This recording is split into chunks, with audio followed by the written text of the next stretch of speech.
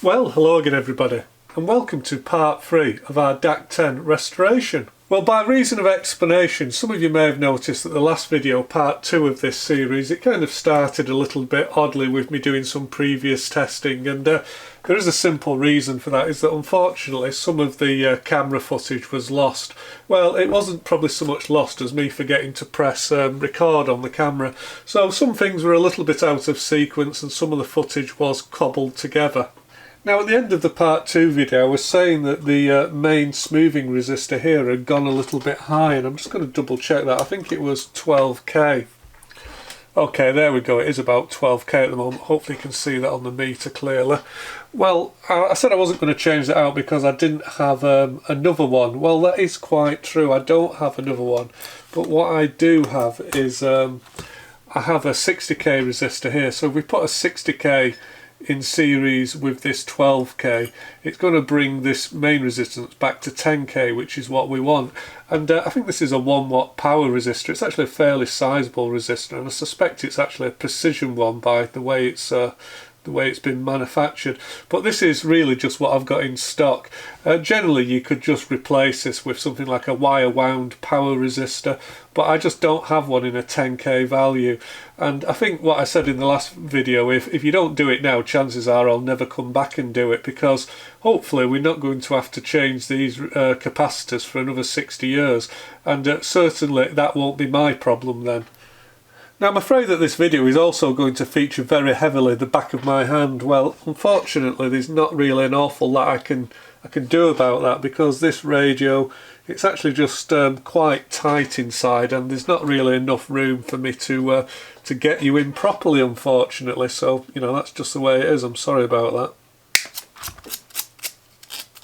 I think this is probably a very old resistor. This resistor might be even older than this radio is, but I'm sure it'll be fine.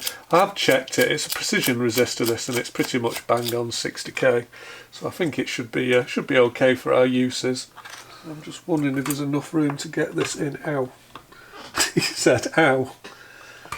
I'm afraid this has been the problem with this radio all along. There's just not a lot of room inside it to get, well, to get anything in for that matter.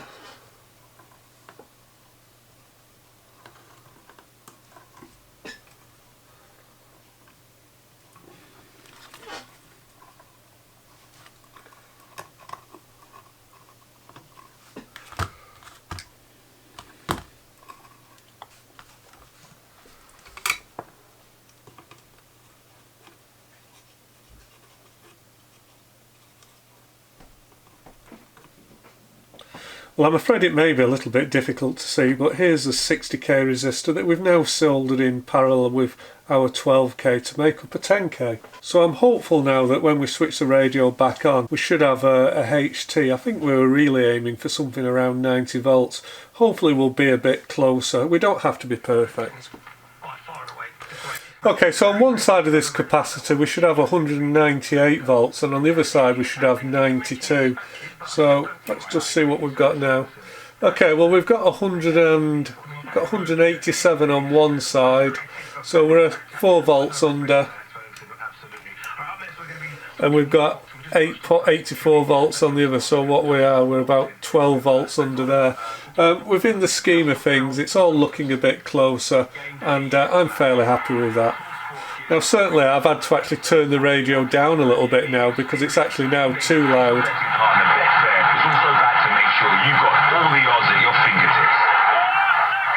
Now at the moment I've just popped my lamp limiter into circuit, so it's actually back down to 74 volts because I've dropped the incoming voltage a little bit. I'll just put the voltage back up. Well, it really doesn't seem to make any difference to the volume of the radio. Good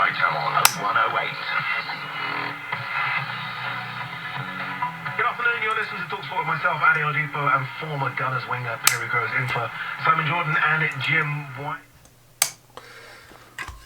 Okay, I am fairly happy with that. I'm just going to quickly turn over the chassis, put my finger on them dropper resistors and just make sure everything is cool. Okay, that's barely warm. the actual 10K is barely warm. So yeah, there's nothing getting hot in there. Now I have actually gone ahead, and I'm afraid I haven't shown it on camera, but I have actually gone ahead and I've checked all the resistors that were accessible on the tag strip. There's some resistors at the back that I couldn't easily get at, and I haven't checked those, but actually all these resistors were in about 10% of where they should be. Resistors in valve radios, they don't have to be perfectly on value. Now I'm afraid again I can't bring the camera in very easily, but in part 2 of the video you saw me actually removing a capacitor, which is actually RFI suppression, which is actually strapped across the live and neutral supplies to the radio. It was buried down there. Well, originally it was on a hook here. I've actually got to replace that with an X-rated capacitor, which is somewhat buried inside the chassis. It's wired further down because the leads weren't long enough on it to take it up to this bracket where it was previously held, and also it's a square capacitor rather than being a tubular one, so it's not in exactly the same location. But we have gone ahead and refitted that, even though maybe you can't see it. And of course, as I've reminded you many times, if you do have a capacitor which is installed across the actual main supply, across your live and neutral, you do have to replace that with a certain type of X-rated capacitor. You can tell very simply that, you know, X-rated has got a cross, hasn't it? So X-rated across the mains. So that's what you need to be looking for, X-rated capacitors, if you need to replace one of these mains voltage interference capacitors. So I think now it's time to put this back in its closure, and maybe we'll have to consider if we want to do some alignment. I'm actually leaning on the side of not touching the alignment for this radio because it is picking up the stations, all the ones that it's capable of picking up. I can only actually get a couple of stations on medium wave and long wave, and it's picking them up as well as any of my other radios. So I know some people do like to jump in and touch radio alignments. I've got to say I don't like to do it unless I think there's a reason to do it, and certainly I've not been inside the coil box. So although we might be able to improve it very, very slightly by peaking the IF, I think we probably won't get very much. What we might just do is, just to confirm my suspicion, what we might do is we might just inject an IF signal into it and just see what it's tuned to. And if it's got a peak, you know, slightly off frequency, we'll consider doing it. So here's our radio cabinet, and I'm sure you'll agree it's actually come up really quite nicely. I think it's got quite a nice shine on it at the moment. This will actually get a lot shinier because I've actually still got a little bit of wax polish on here which really hasn't quite set properly yet. So what we'll probably have to do is put it back together for now, and then we'll come back and give it a really good buffing over in a few days when this wax polish has actually gone a bit dry, when it's set a little.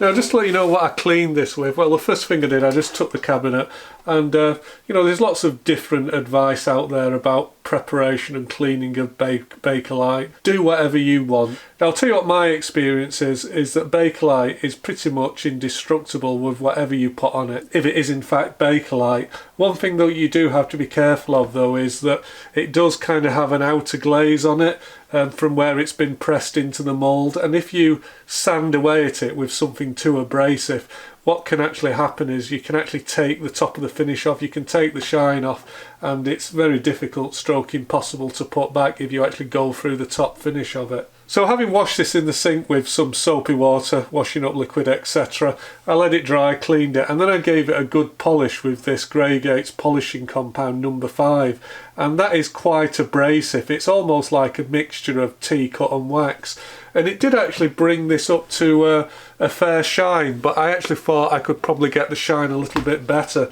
So then what I did, I just went and found in the cupboard, I had some beeswax polish, and I think really the important component in is to use a beeswax polish.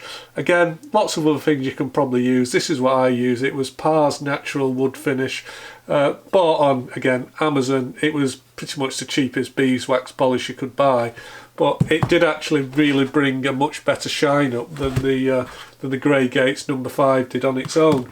So yeah, this does still need a really good buffing up, but I actually think when we've done that, this will come up really nicely.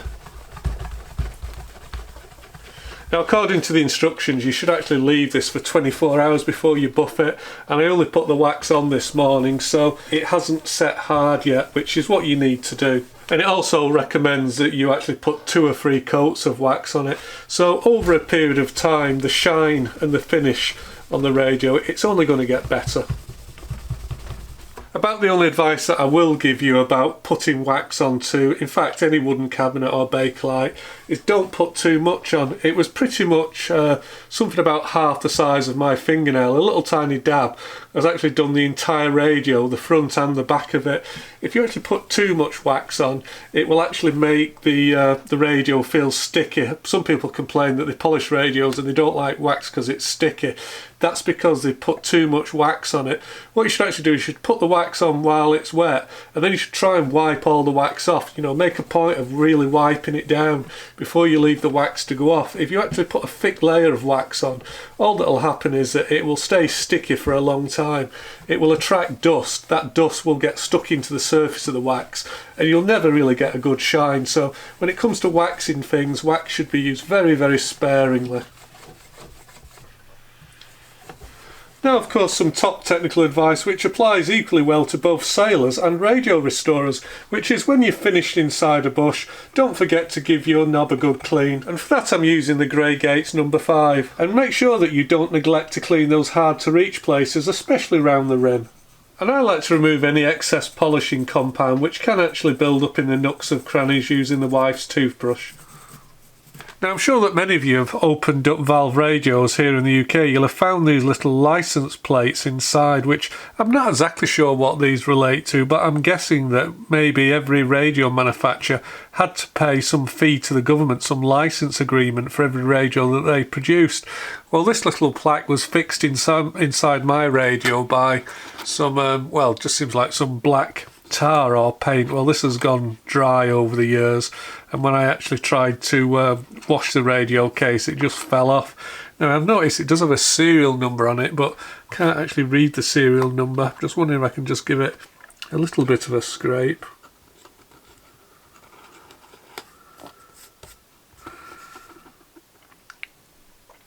Looks like the serial number for this one was something like SC-78402, serial number. Anyway, the main reason that I was just showing you this is it's come unstuck, and I don't want to lose it. It's part of this radio's history, and I don't want the government coming around knocking on my door, so we better stick this back on, hadn't we?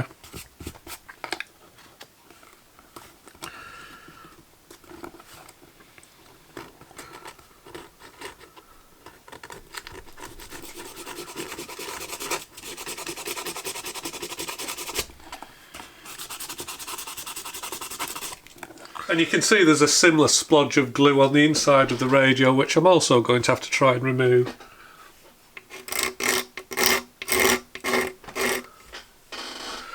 Well, I'm sure there's a particular type of glue that you're meant to use. I'm using super glue,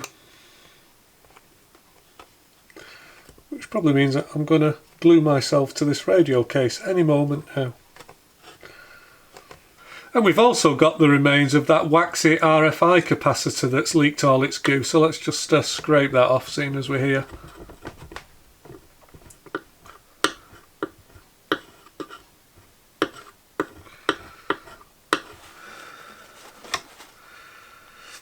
I think something like naphtha should be a good thing to clean this off with.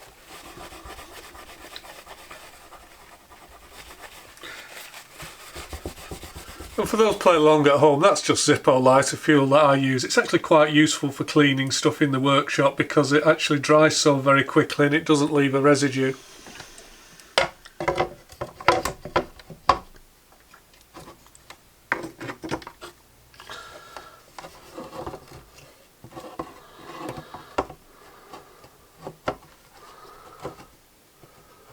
Well, I'm kind of wondering if this speaker should have had some form of cork gasket under it, because, well, this one didn't for sure.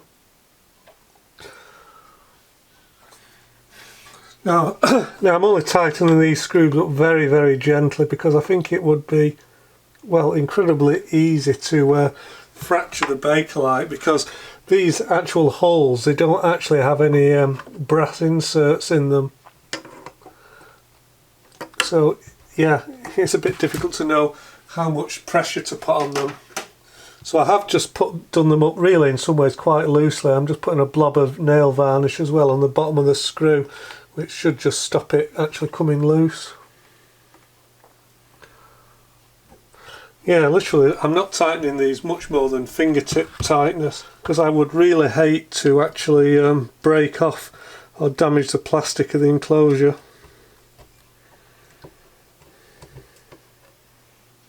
I used to like the original kind of thread locking compound they used to use on valve radios. It was kind of like a purpley red colour. I used to call it dragon's blood.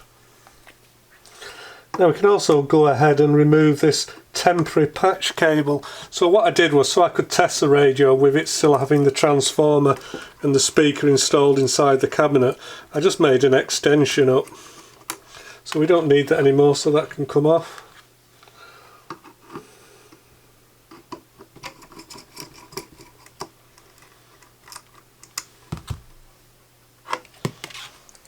Now amazingly enough, it's quite common to find a lot of rubber cabling like this all perished and very brittle, and in fact some of it was very brittle, but you know, some of it actually survives almost like the day it was made. In fact, this trailing speaker cable actually seems absolutely fine, whereas the wires that actually went between the actual speaker and this output transformer, they'd gone very, very crispy. Maybe it's something to do with heat or something like that, not sure. Not sure if the tuning dial scale runs past here, don't want to get tangled up in here.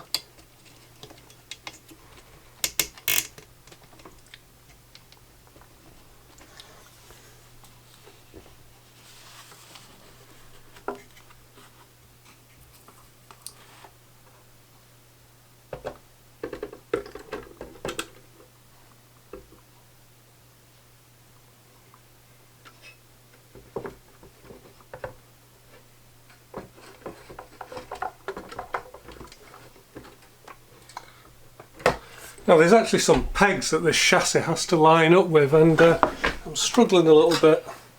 Not sure if the best way to do it is to lay the radio on its front. Maybe we'll try that.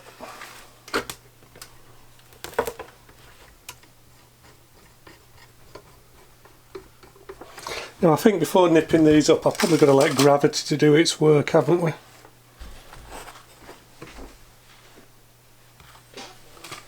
Just making sure the knobs are centred.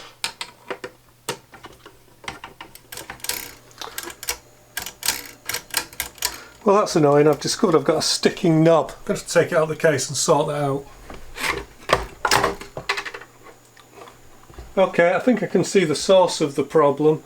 There's a screw securing the capacitor, and I think it's touching very slightly the rod that actuates the button, so there we go. Tiny amount.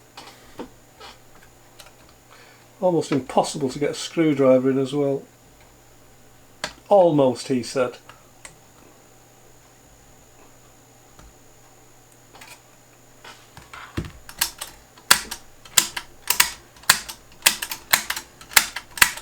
Okay, take two.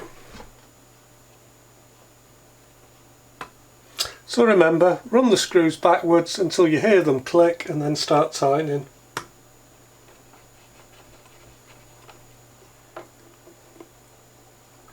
And don't over tighten them because you'll break the material.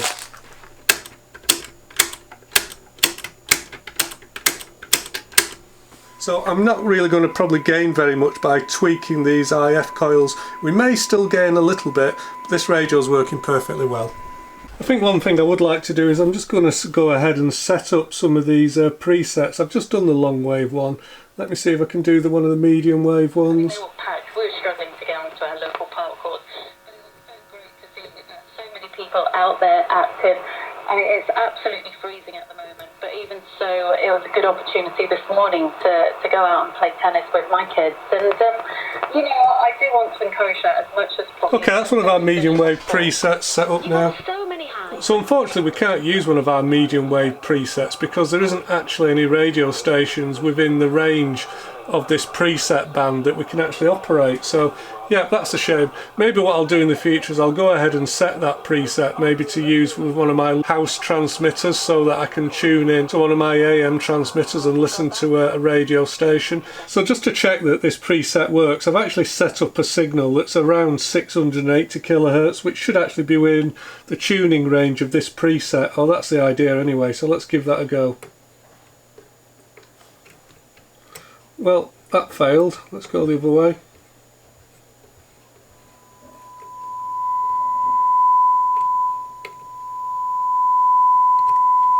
Okay, there it is. People are laying the blame on the virus, and it's not the virus, it's people. People are not washing their hands. Usually respiratory is presenting them. Okay, so I've gone ahead and I've tuned in all the presets now. I've also checked the scale alignment, which is fairly good, not worth altering. Let's just check those preset frequencies. And others just suddenly... So there's a medium wave channel. On ventilation. There's our signal generator.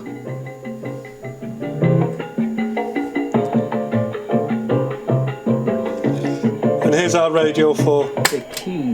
So it appears that our radio 4 on long wave is the weakest of the stations. The problem here, I can't reiterate enough, is people. 50% or more. So maybe that's going to take some more investigation at some point in the future.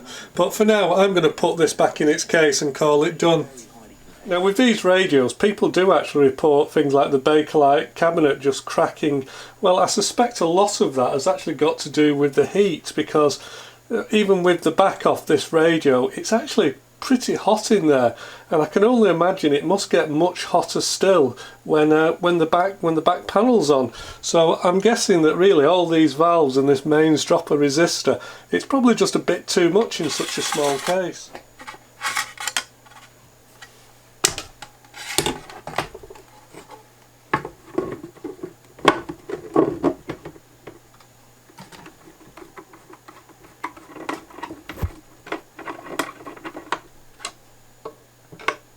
Well, now we've put the radio back in its case, it's possible to fit the plug for it. I found a plug here that came with a 3 amp fuse, but for all my valve radios I put a 1 amp in. Now you may not be able to get these from the big warehouse places, but if you look on places like Amazon, it's still possible to buy 1 amp fuses, and that's what I use in all my valve gear, because I do think it just adds a little bit of safety. Because this is an AC/DC set with a live chassis, it is very important that we make sure that we get the wires the right way around in the plug. In this case, the red wire goes to live and the black wire goes to neutral, because it's using the old colour codes. Well, I do hope you've enjoyed the journey that we've made together in the restoration of this Bush DAC10 radio.